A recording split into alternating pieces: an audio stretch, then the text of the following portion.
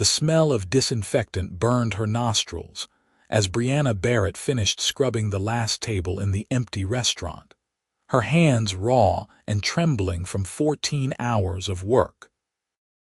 She had sold her grandmother's pearl necklace yesterday for $800, the furniture from her apartment the week before, and her car 2 months ago, all to escape a man whose love had turned into something dark and suffocating.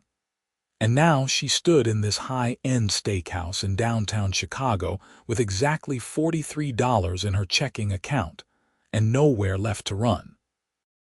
The manager had finally given her a chance after she had walked into 7 restaurants that morning, her resume in hand, desperation probably written all across her face.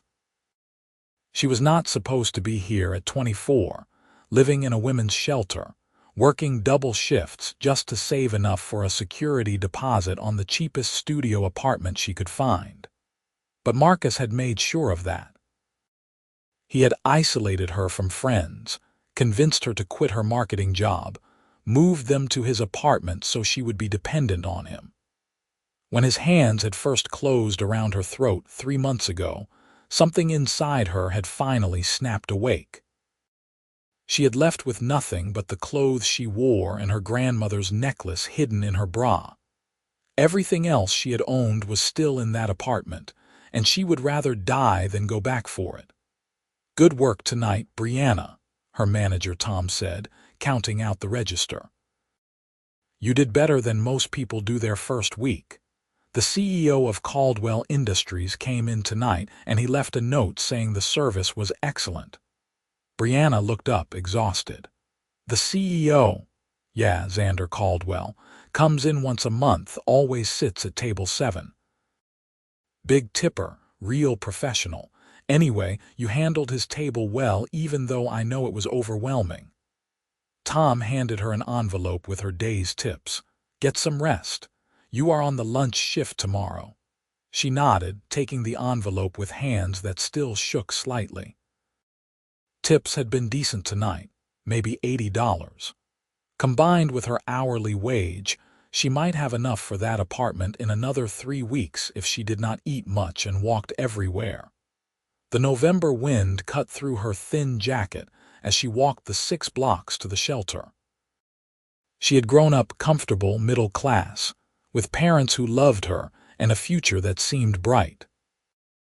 Then they had died in a car accident during her junior year of college, and she had been so lost in grief that when Marcus had appeared, charming and attentive, she had clung to him like a lifeline.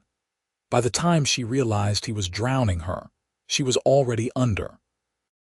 The shelter was warm at least, and the other women were kind. Brianna lay in her narrow bed that night, staring at the ceiling, and let herself cry silently for exactly 5 minutes. That was all she allowed herself anymore. Then she dried her eyes and thought about tomorrow, about the lunch shift, about adding another day's tips to her slowly growing fund. She would survive this. She had to. The lunch rush the next day was brutal. Brianna moved between tables with mechanical efficiency, her feet aching in shoes that were half a size too small. She had bought them at a thrift store for $7, the only pair in her size they had. Every step felt like walking on hot coals, but she smiled at customers, took orders, delivered food, and pretended everything was fine. Table 7 sat empty through most of lunch until exactly 1:30.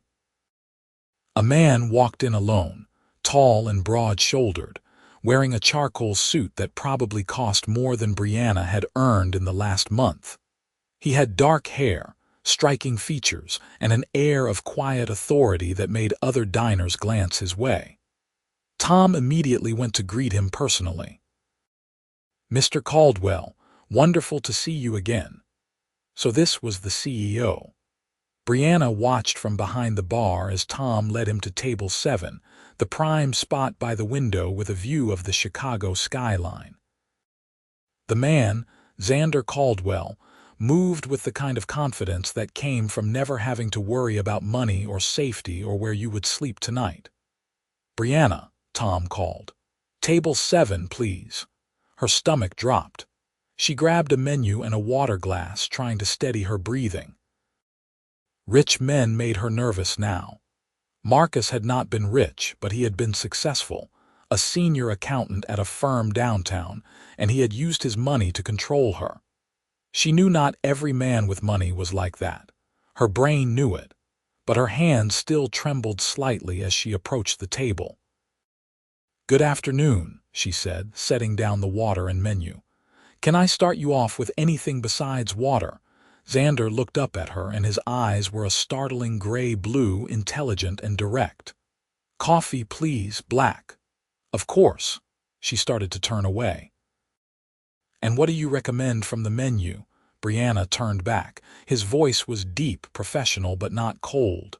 "The ribeye is popular. So is the salmon. Both are excellent." He studied the menu for a moment, then looked at her again.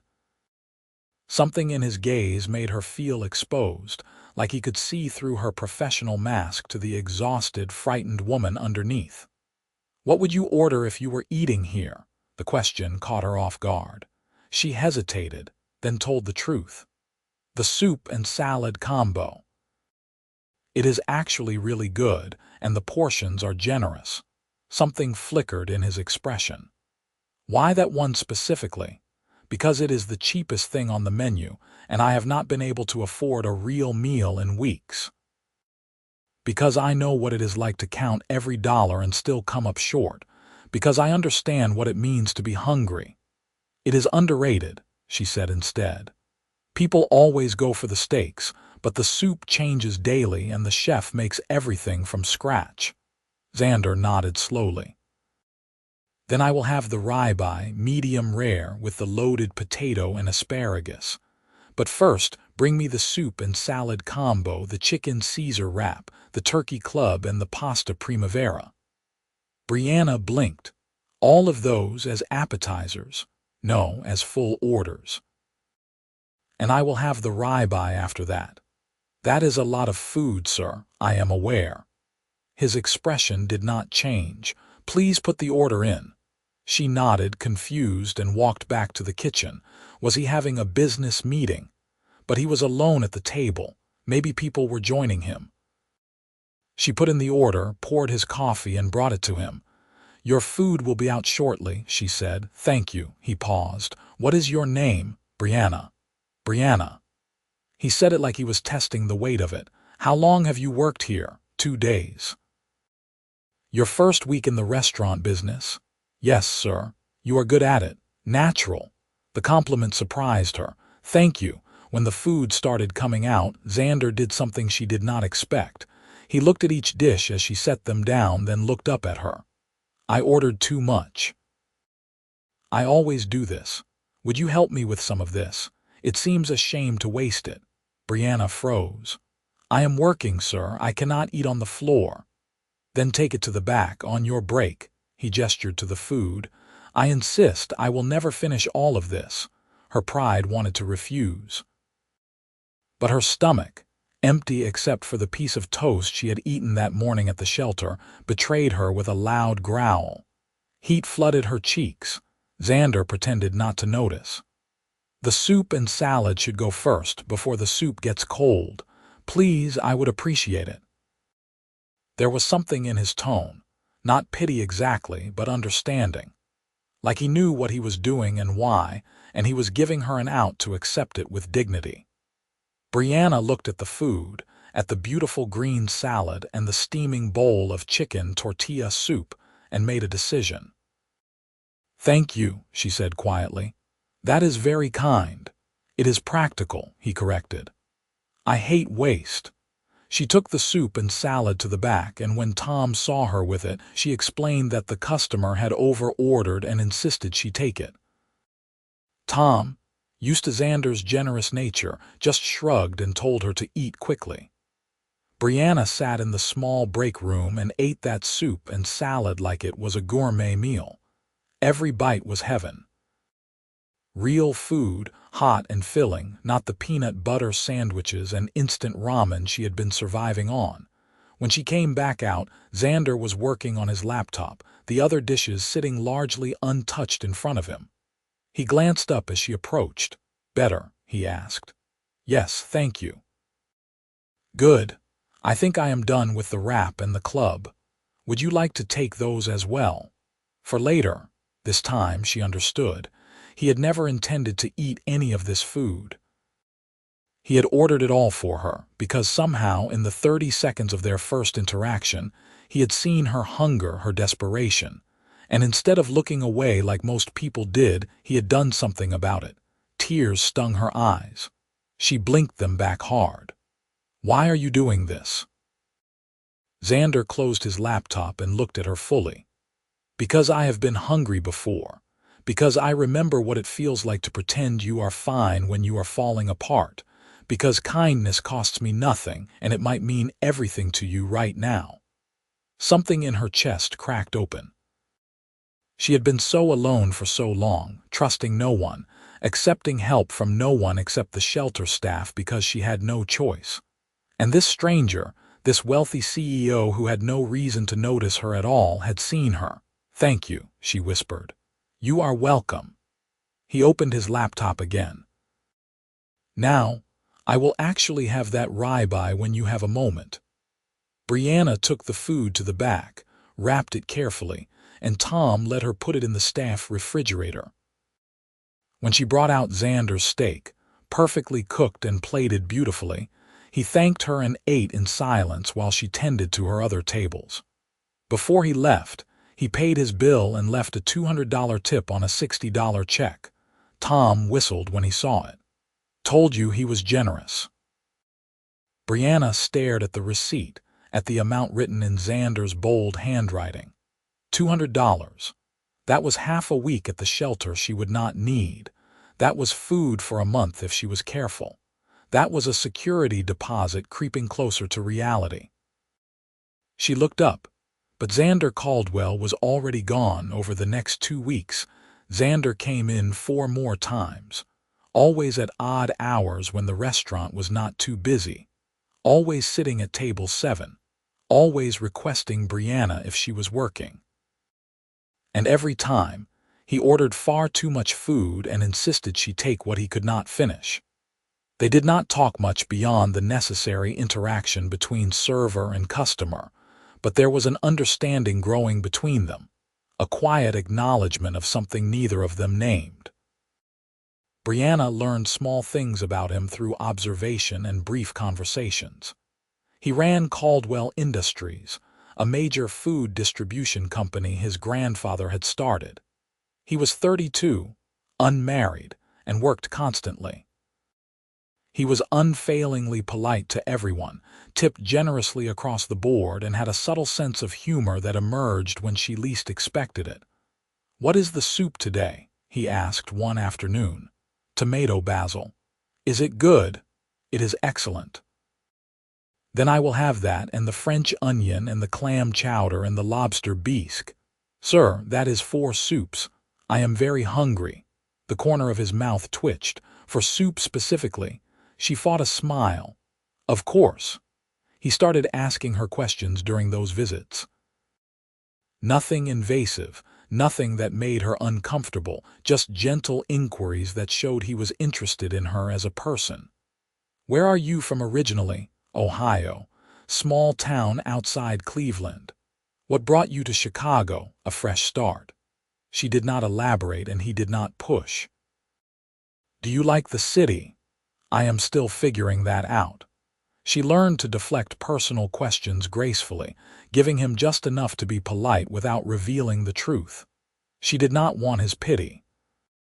She did not want him to know that she went back to a shelter every night, that she had sold everything she owned to escape an abusive relationship, that she was barely holding herself together most days.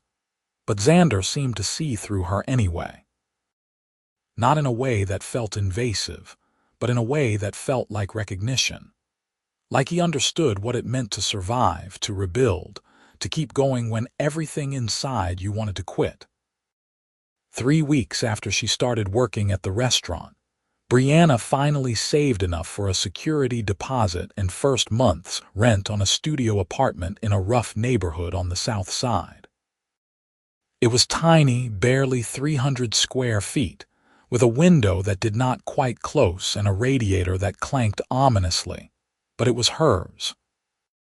She signed the lease with shaking hands and moved in that same day with the few possessions she had accumulated. 2 changes of clothes, a sleeping bag someone had donated to the shelter, the food containers Xander had unknowingly provided. That night, alone in her own space for the first time in months, Brianna sat on the floor and cried. Not sad tears this time, but relief. She had done it. She had escaped, survived, and now she had a foundation to build on. It was not much, but it was hers, and no one could take it away from her. Work became easier once she was not exhausted from shelter life. She picked up extra shifts, started saving money more quickly. Tom promoted her to a senior server position with better tables and better tips. She bought a cheap phone, some furniture from Goodwill, a winter coat that actually kept her warm. Small victories, but they added up. Xander noticed the changes. She could tell by the way he looked at her, how his expression seemed to soften when she smiled more easily, when she stopped looking quite so haunted. "You seem better," he said one evening as she brought him coffee. "I am," she said honestly. "Things are looking up. I am glad." He paused. "You deserve good things, Brianna." The way he said her name always did something to her, made her feel seen in a way that was both thrilling and terrifying. She was not ready for this, whatever this was. She was not ready to trust a man again, even one as kind as Xander seemed to be. But she could not deny the flutter in her stomach when he walked in, the way her day felt brighter when he was there, the disappointment she felt on days he did not show up. It was dangerous territory, and she knew it. December arrived with bitter cold and early darkness. The restaurant got busier with holiday parties and corporate events. Brianna worked constantly, grateful for the money but exhausted by the pace. She saw less of Xander, his monthly visits disrupted by what she assumed was his own busy season. Then one night, as she was leaving work around midnight after a particularly brutal shift, she saw him. Not in the restaurant, but outside, leaning against a sleek black car parked across the street, his breath misting in the freezing air. He was waiting for her. Brianna's heart kicked into overdrive as she approached him, half from excitement, half from old fear. Men who waited for you in the dark were dangerous, but this was Xander, and some instinct told her she was safe. "Hi," she said, stopping a few feet away. "What are you doing here?" "Making sure you get home safely," he said. "It is late and this neighborhood gets rough after dark. I have been managing fine." "I know." He pushed off the car. "But I would feel better if you let me drive you home, just tonight." She should say no. She should maintain boundaries, keep this professional, not let him into her life any more than he already was. But it was so cold and she was so tired, and the walk to the bus stop suddenly felt impossibly long. "Okay," she said. "Thank you." The car was warm and smelled like leather and expensive cologne. Brianna gave him her address and tried not to feel self-conscious about the neighborhood, about the fact that he would see exactly how little she had. They drove in silence for a few minutes before Xander spoke. "I am not trying to overstep, Brianna, but I want you to know that if you ever need anything, help of any kind, you can ask me." "Why?" The question came out sharper than she intended. "Why do you care?" He was quiet for a long moment. "Do you know how I started Caldwell Industries?" "Your grandfather founded it." "He did. And he left it to my father, who nearly destroyed it with bad decisions and worse investments. When I was 23, the company was 6 months from bankruptcy. My father had drunk himself to death, and I inherited a sinking ship and a mountain of debt." He turned onto her street. I was so poor that winter I slept in my car some nights because I could not afford both rent and keeping the warehouse heated. I know what it is like to be desperate, Brianna. I know what it is like when one person's kindness can mean the difference between making it and going under. She stared at him. How did you save the company? Worked 18-hour days for 3 years straight. Made deals, cut costs, rebuilt relationships my father had burned. Got lucky a few times, and accepted help when people offered it, even though my pride wanted me to refuse. He pulled up in front of her building. I see you, Brianna. I see someone who is rebuilding after something broke. I just want you to know you do not have to do it completely alone. Something in her chest felt too tight. What do you want from me? Xander looked at her, his gray-blue eyes steady. Nothing. I do not want anything from you. I just want to help. Why? She asked again, more softly this time. Because you remind me of myself back then. Because you are strong and brave and you deserve support. Because maybe I am selfish and helping you helps me feel less powerless about the fact that I could not help myself back then. He gave her a small smile. Take your pick. Brianna felt tears threatening again. She was so tired of crying, but Xander's kindness kept cracking her open in ways she was not prepared for. Thank you, she whispered, for everything. The food, the tips, this ride, all of it. You are welcome. She got out of the car, then hesitated and leaned back in. Xander. I do not know if this is appropriate, but would you like to come up for coffee? I do not have much, but I can manage coffee. His surprise was evident. Then his expression softened into something that might have been pleasure. I would like that very much. Her apartment was embarrassingly small, but Xander did not comment on the size or the sparse furnishings or the crack in the ceiling. He just took off his coat, draped it over the folding chair she used as dining furniture, and accepted the instant coffee she made with hot water from the tap. They sat on the floor with their backs against the wall because she did not have a couch yet, and they talked.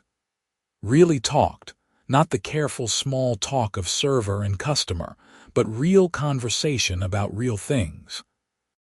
Brianna told him about growing up in Ohio, about her parents' death, about the grief that had left her vulnerable.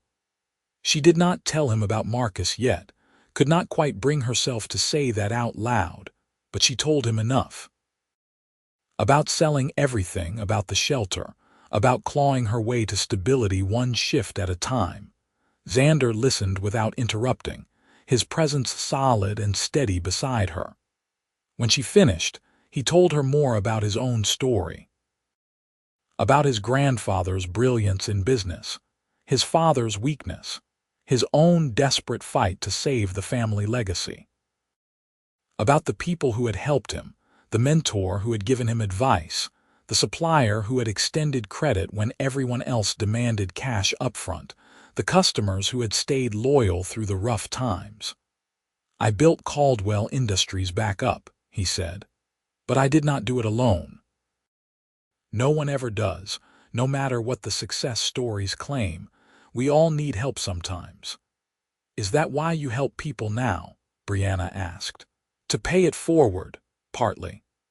Also because I have more money than any one person needs and it feels wrong not to use it for something meaningful. He looked at her. The food I have been buying you costs me nothing, Brianna. It is barely a rounding error in my monthly budget, but it matters to you. That is what makes it meaningful.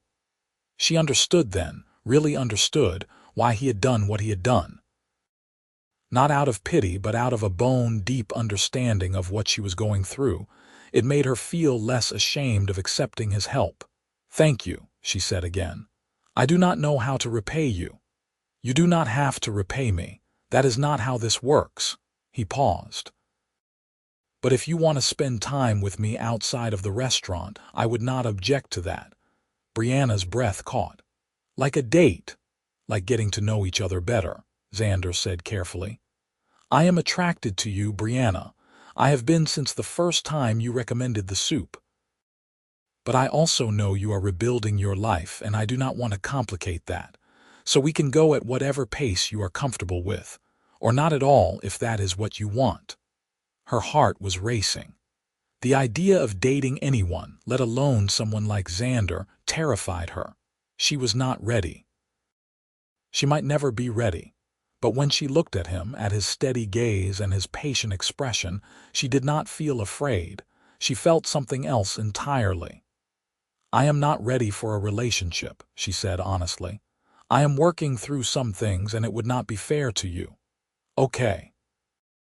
He did not look hurt, just accepting. "What would be fair? Maybe we could be friends first. Spend time together, but without the pressure of it being romantic. I can do that." Xander smiled.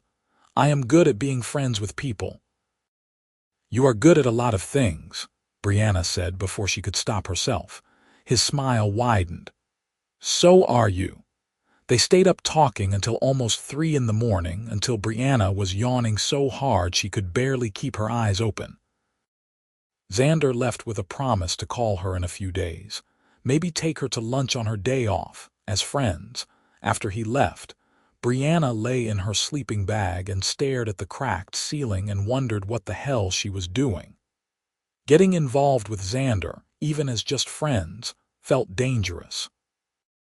But it also felt inevitable, like a current she could not fight even if she wanted to. Over the next few weeks, they built a careful friendship. Xander took her to lunch, to museums, to a Christmas market downtown. He was always respectful, never pushing for more than she was ready to give, but there was an undercurrent between them that neither could fully ignore. The attraction was there, simmering beneath every conversation, every accidental touch, every lingering glance. Brianna learned more about him. He was brilliant in business, ruthless when he needed to be but fair. He had built Caldwell Industries into one of the most successful food distribution companies in the Midwest through a combination of innovation and relationship building. He worked constantly, driven by some internal engine that never seemed to rest, but he made time for her in ways that made her feel valued. She also learned his gentler sides. He volunteered at a food bank every week, personally delivering supplies. He had set up a foundation that helped struggling small businesses with microloans and mentorship. He was deeply loyal to the people who worked for him, many of whom had been with the company since his grandfather's time. "You are a good man," she told him one afternoon as they walked along the lakeshore despite the bitter cold. "I try to be," he said. "It is not always easy. Nothing worth doing is." He looked at her. "You are worth knowing, Brianna Barrett. I hope you know that." She did not know what to say to that, so she just slipped her gloved hand into his and kept walking. Christmas came. Xander invited her to dinner at his penthouse, and Brianna accepted despite her nerves. The penthouse was stunning. Floor-to-ceiling windows overlooking the city, modern furniture that probably cost more than she would earn in a year. Art on the walls that she suspected was original and expensive. But Xander had made it warm. There was a Christmas tree in the corner, decorated simply with white lights.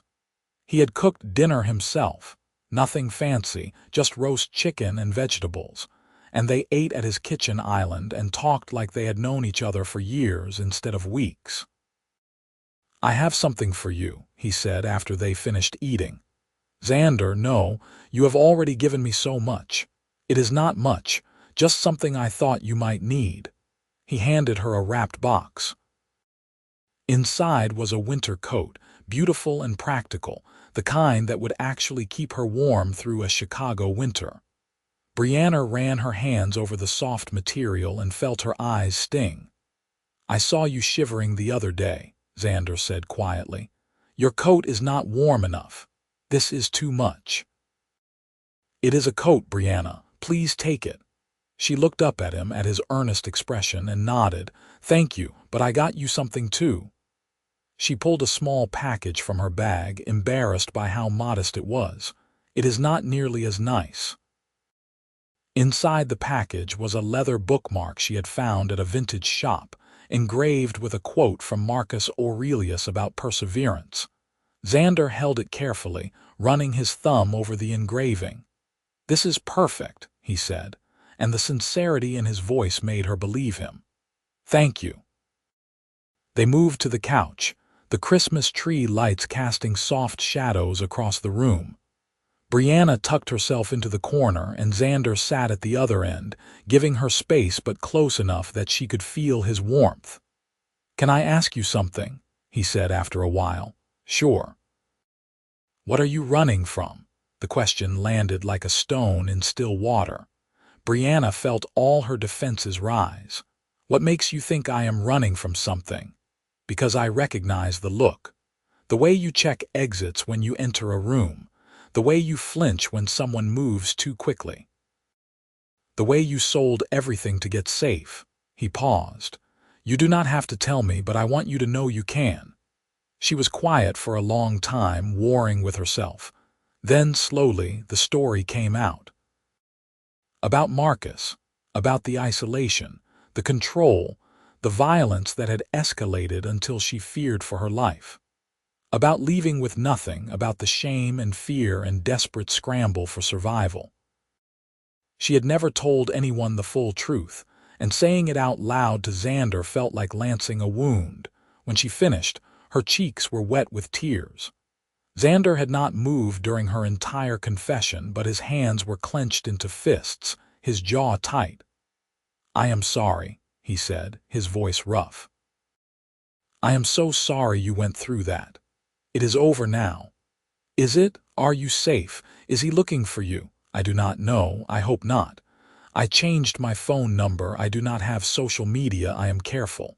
She wiped at her eyes. "But I am always a little bit afraid he will find me." Xander was silent for a moment. Then he said, "I know people, security people. Let me make some calls, make sure you are actually safe, not just hoping you are safe but knowing for certain." "Xander, I cannot afford that kind of thing." "I can. Let me do this for you, please." She wanted to refuse, but the relief of having someone help shoulder this burden was overwhelming. "Okay," she whispered. He moved then, closing the distance between them and pulling her into his arms. It was the first time he had really held her, and Brianna stiffened instinctively before forcing herself to relax. This was Xander, not Marcus. Xander, who had been nothing but kind and patient and good. She let herself lean into him, let herself be held, and it felt like coming home. The week after Christmas, Xander hired a security firm to do a comprehensive check on Marcus. They discovered he had moved to Seattle for a job, was dating someone new, and showed no signs of looking for Brianna. The restraining order she had filed was still active, and the security team set up alerts that would notify them if he traveled back to Chicago or tried to locate her in any way. "You are safe," Xander told her, showing her the report. "He is gone." The relief was staggering. Brianna had not realized how much fear she had been carrying until it was lifted. She cried again, but this time they were tears of release, of finally being able to breathe freely. "Thank you," she told Xander, "for all of this. I do not know how I will ever repay you." "Be happy," he said simply. "That is enough." January arrived with a brutal cold snap that turned the city into a frozen wasteland. Brianna kept working, kept saving, kept rebuilding her life piece by piece. She was stronger now, surer of herself, and her friendship with Xander had become the foundation she had not known she needed. But friendship was becoming harder to maintain. The attraction between them was impossible to ignore now that she was not constantly looking over her shoulder in fear. She caught herself staring at him when he was not looking, noticing the way his hands moved, the sound of his laugh, the warmth in his eyes when he looked at her. And she knew he felt it too. Saw it in the way he touched her now, careful but lingering. Heard it in the way his voice softened when he said her name. Felt it in the tension that hummed between them whenever they were alone. One night in late January, Xander picked her up after her shift and drove her home through a snowstorm. The weather was so bad he could barely see the road, and when they got to her apartment, she invited him up to wait out the worst of it. They ended up on her floor again, backs against the wall, watching the snow fall past her window. Brianna had bought a space heater with her Christmas tips, and the small room was actually warm for once. "I should tell you something," Xander said, his shoulder pressed against hers. "What?" "I am falling in love with you." Her breath stopped. "Xander, I know you are not ready. I know you might never be ready, but I need you to know. I am in love with you, Brianna. The way you fight, the way you survive, your strength and your kindness and your courage, all of it. I am in love with all of it." She turned to look at him, at his handsome face and his sincere eyes, and felt her heart crack open completely. "I am terrified," she whispered. "I know. What if I am broken? What if I cannot do this?" "You are not broken. You are healing. There is a difference." He reached up and tucked a strand of hair behind her ear. "And we will go at whatever pace you need. I am not going anywhere, Brianna. You should find someone easier, someone without all my baggage." "I do not want easy, I want you." The certainty in his voice undid her. Brianna leaned forward and kissed him, tentative and scared and hopeful all at once. Xander kissed her back gently, his hand cupping her face, letting her control the pace and depth. It was nothing like kissing Marcus had been. There was no demand here, no taking, just a patient giving that made her want to cry and laugh at the same time. When they broke apart, Xander rested his forehead against hers. "We will figure this out," he said. "Together." "Together," she echoed, and for the first time in a long time, she believed in that possibility. They took it slow. Xander courted her properly, with dinner dates and flowers and long conversations that stretched into the early morning hours. He introduced her to his friends, his business associates, treated her like she was precious. Brianna gradually let him into her life in return, trusting him with pieces of herself she had thought too damaged to share. By March, they were officially together, and Brianna had never felt so secure in a relationship. Xander was patient with her triggers, understanding when she needed space, supportive of her need to maintain her independence. He did not try to rescue her or fix her or make her dependent on him. He just loved her, fully and steadily, and let her love him back at her own pace. "Move in with me," he said one evening in April as they lay together in his massive bed, the city lights twinkling outside his windows. Brianna propped herself up on one elbow. "That is a big step, I know. But I want you here. I want to wake up with you every morning. I want to build a life with you." He brushed his thumb across her cheekbone. "Your apartment is too small and too cold, and you are paying rent when you could be saving that money. It makes practical sense." "Is that the only reason?" "Practicality? No. The real reason is that I am madly in love with you and I hate sleeping without you." He grinned. "But the practical stuff is a good bonus." She laughed, her heart full. "Okay, yes, I will move in with you." The transition was easier than she expected. Xander gave her space to make the penthouse feel like hers too, letting her add her own touches, her own furniture, her own personality. He never made her feel like she was invading his space. Instead, he made it clear that this was their space now together. Brianna kept her job at the restaurant despite Xander's offers to support her financially. She needed the independence, the proof that she could take care of herself. But she also started taking online classes in business management, thinking about her future, about what she wanted to build. "I want to do what you do," she told Xander one night. "Help people who are struggling, but specifically women escaping abuse. There are not enough resources, not enough support." "Then let's do it," he said immediately. "We can set up a foundation, start a shelter, provide job training. Whatever you want to do, I will help make it happen." She stared at him. "You would do that?" Brianna, I would do anything for you, you know that. She did know that, just like she knew she would do anything for him. They had built something real and solid, something that could weather storms because they had both survived their own individual storms and come out stronger. By summer, they had launched the Barrett Foundation for Women's Independence, named after Brianna, but funded primarily by Xander's wealth. They started small, with a transitional housing program and a job placement service, but Brianna poured her heart into it.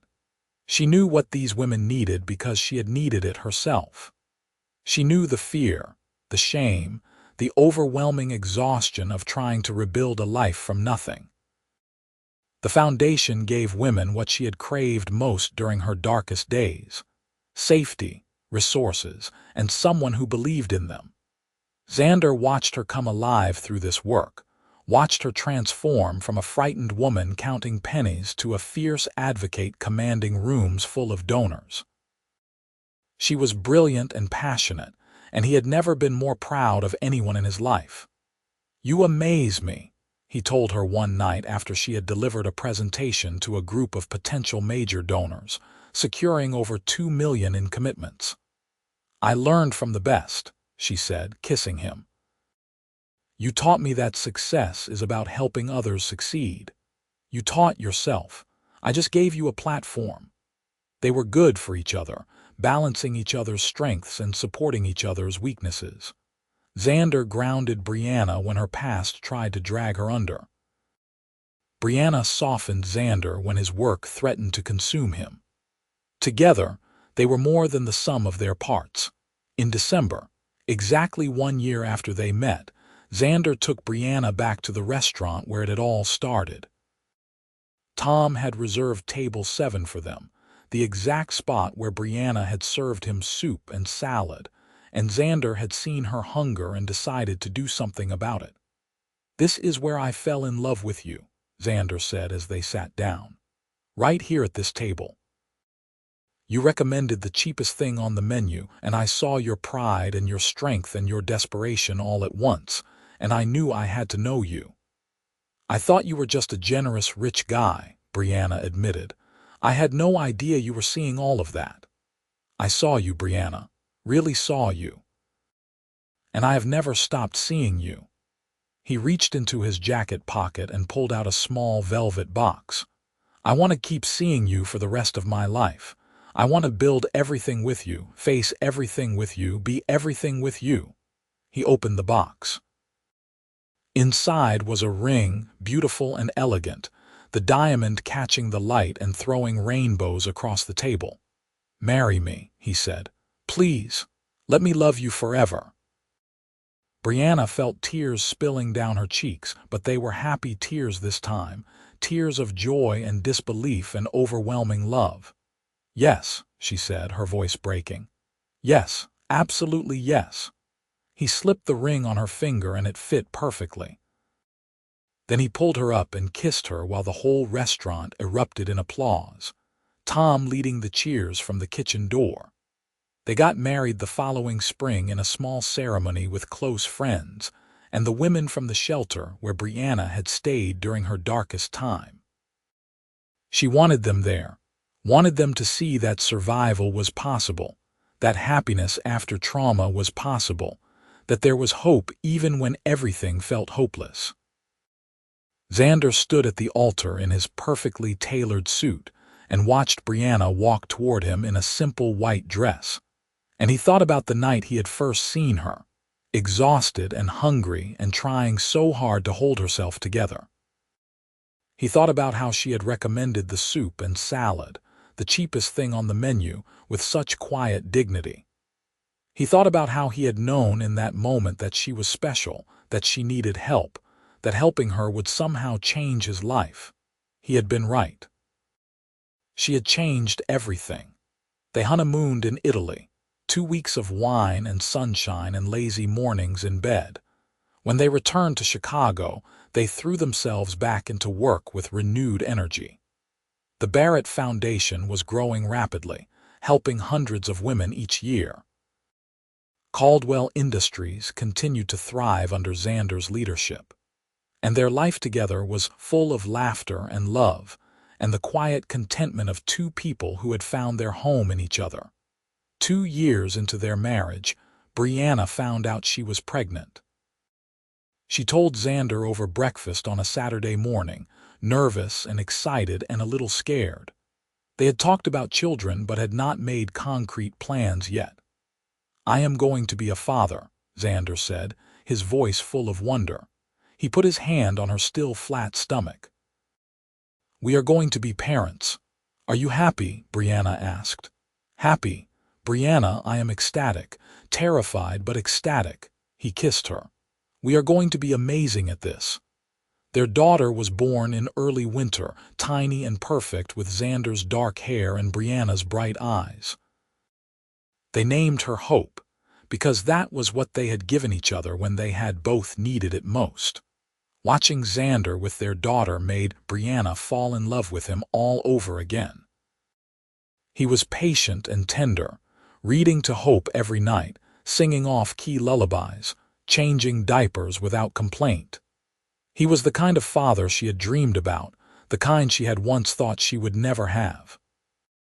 "I love our life," she told him one night as they stood together over Hope's crib, watching their daughter sleep. "So do I," Xander said, wrapping his arm around her. "You saved me, you know. I was so focused on work, on success, on building the company. I had forgotten how to live. Then you walked into my restaurant and everything changed." "You saved me first," Brianna reminded him. "You saw me when I was invisible. You fed me when I was starving. You gave me safety when I was running for my life. You saved me, Xander." "We saved each other," he said. "That is what love does."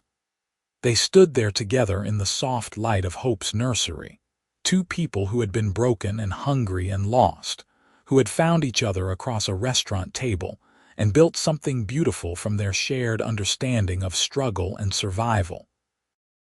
The Barrett Foundation continued to grow, eventually becoming one of the largest organizations in the Midwest, dedicated to helping women escape domestic violence. Brianna became a sought-after speaker and advocate, her story inspiring thousands of women to take that first terrifying step toward freedom. Xander expanded Caldwell Industries into sustainable food systems, partnering with local farms and creating job programs in underserved communities. Together, they used their resources and influence to make real, tangible differences in people's lives. 3 years after Hope was born, they had a son, Jack, who came into the world with his mother's fierce spirit and his father's quiet determination. Their home was full of noise and love and the beautiful chaos of family life. Sometimes, on quiet evenings when the children were asleep, Brianna and Xander would sit together on their balcony, looking out over the city lights and marvel at how far they had come. From that first desperate day when Brianna had walked into the restaurant with nothing, to this life they had built full of love and purpose and meaning. "Do you ever think about where we would be if you had not ordered all that food that day?" Brianna asked one such evening, her head resting on Xander's shoulder. "I think about it all the time," he admitted. "I think about how I almost did not come to the restaurant that day, how I almost sent my assistant instead. How everything could have been so different if I had made one different choice. But you did not. You came, you saw me, you helped. And you let me help. That took courage too, Brianna. You could have been too proud to accept the food. You could have walked away from me at any point. But you did not. I think some part of me knew," she said softly, "that you were safe, that you were going to be important. I was so scared of men then, but I was never really scared of you. I would never hurt you, I know. I have always known." She turned to kiss him. "You are the best thing that ever happened to me, Xander Caldwell." "The feeling is entirely mutual," Brianna Caldwell. They sat together as the city sparkled below them, two survivors who had found each other in the darkest times and had built a life filled with light. Hope and Jack slept peacefully in their rooms, safe and loved. The foundation helped more women every year. The company thrived. And every day, Xander and Brianna woke up grateful for the chance encounter that had changed everything. Years later, when people asked how they had met, Brianna would smile and say it was over soup and salad at her restaurant downtown. She would talk about Xander's generosity, about how he had seen her struggle and had helped without hesitation. But she rarely talked about the depth of her desperation that day, about how close she had been to giving up entirely. Xander knew, though. He remembered every detail of that first meeting. The way her hands had trembled slightly when she took his order, the hollow look in her beautiful eyes, the pride in her voice when she recommended the cheapest menu item. He remembered making the decision in that split second to order more food than he could eat, knowing exactly what he was doing and why. That decision had brought him Brianna. It had brought him Hope and Jack. It had brought him a life richer and more meaningful than any success in business could ever provide.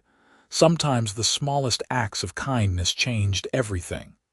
A meal offered, a hand extended, a moment of genuine seeing in a world that so often looked away. That was what Xander had given Brianna that first day, and she had taken it and transformed it into something miraculous. A second chance, a new life, a love story for the ages. They had both been hungry once in different ways and at different times. But they had fed each other, body and soul, until they were both full. And that fullness, that abundance of love and security and mutual support, was what they now gave to everyone around them. Their children, their employees, the women who came through the foundation desperate and afraid. The cycle continued. Kindness begetting kindness, help begetting hope, love begetting more love. On their 10th wedding anniversary, Xander and Brianna went back to the restaurant one more time. Table 7 was waiting for them, and Tom, still managing the place, brought them champagne and smiled at how far they had come. "You remember what I ordered that first day?" Xander asked as they sat down. "Soup and salad," Brianna said immediately. "You ordered 4 different entrees and insisted I take most of them home. I was not very subtle, was I? You were perfect." She reached across the table and took his hand. "You changed my life that day. You gave me hope when I had none. You showed me that not all men were like Marcus, that kindness still existed in the world. You changed my life too. You showed me what I had been working so hard for, not just success, but the ability to make a real difference. You gave me purpose beyond profit margins." They ordered dinner, real dinner this time, and laughed about how nervous they had both been during those early encounters. About how Xander had agonized over how to help without offending her pride. About how Brianna had cried in the break room after eating that first meal he had provided, overwhelmed by the simple kindness of it. After dinner, as they walked out of the restaurant hand in hand, Xander pulled Brianna close and kissed her under the Chicago night sky. "Thank you for ordering the soup and salad," he murmured against her lips. "Thank you for noticing," she whispered back. And in that moment, standing on the street where their story began, they both understood the profound truth of their relationship. They had saved each other. Not because one was weak and one was strong, but because they had both been struggling in their own ways, and they had chosen to reach for each other across that divide. They had chosen to see each other, to help each other, to love each other despite their wounds and fears. That choice, made over and over again every single day, was what had built this beautiful life. Not money or circumstance or luck, but the deliberate, courageous decision to be vulnerable with each other, to trust despite past betrayals, to hope despite past disappointments. They went home to their children, to their full, busy, beautiful life, carrying with them the memory of who they had been and the gratitude for who they had become. Together, they had transformed hunger into abundance, fear into security, loneliness into love. And it had all started with the cheapest thing on the menu and a man who had noticed, who had cared, who had acted. That simple beginning had blossomed into everything that mattered, into family, into purpose, into a love that would last a lifetime. Years from now, when Hope and Jack were grown and asking about how their parents met, Brianna and Xander would tell them the story. They would talk about the restaurant, about the soup and salad, about the kindness that had sparked everything. But more importantly, they would teach their children the lesson they had learned, that seeing someone, really seeing them in their struggle and their humanity, was one of the most powerful things you could do.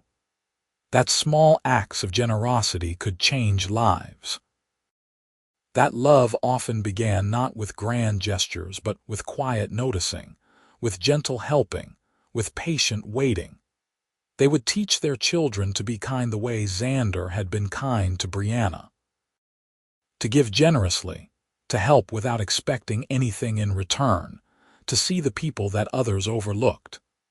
And they would teach their children to be brave the way Brianna had been brave, to accept help when it was offered, to trust despite fear, to rebuild no matter how broken they felt. These lessons, born from their own painful experiences and hard-won wisdom, were the real inheritance they would leave. Not money or property or business success, but the understanding that we all struggle, we all need help sometimes, and we are all capable of both giving and receiving the kindness that changes everything. And so their story, which had begun with hunger and survival, became a story about abundance and thriving. About two people who met at exactly the right moment, who chose each other despite their wounds, and who built a life so full of love and meaning that it rippled out into the world around them, changing countless other lives in the process. It was a love story, yes, but it was more than that. It was a story about the transformative power of truly seeing another person, about the courage it takes to be vulnerable, about the strength required to rebuild after everything falls apart, about the profound truth that we are never as alone as we feel, and that sometimes salvation comes in the form of a stranger who notices you need help and decides to offer it. That was what Xander had given Brianna that cold November day when she walked into his restaurant with empty pockets and an emptier heart. He had given her hope, and she had taken that hope and multiplied it for herself, for him, for their children, for all the women who came after her seeking safety and a second chance. The circle was complete. The hunger was satisfied. The fear was vanquished. And in its place was love, vast and deep and unshakable, built on a foundation of mutual respect and shared understanding, and the simple, extraordinary decision to care about another person's suffering and do something about it. That was their story. That was their legacy. And it would endure long after they were gone, carried forward by the people they had helped, and the children they had raised, and the countless small acts of kindness they had inspired in others. All because a woman once ordered the cheapest thing on the menu, and a man noticed, and everything changed.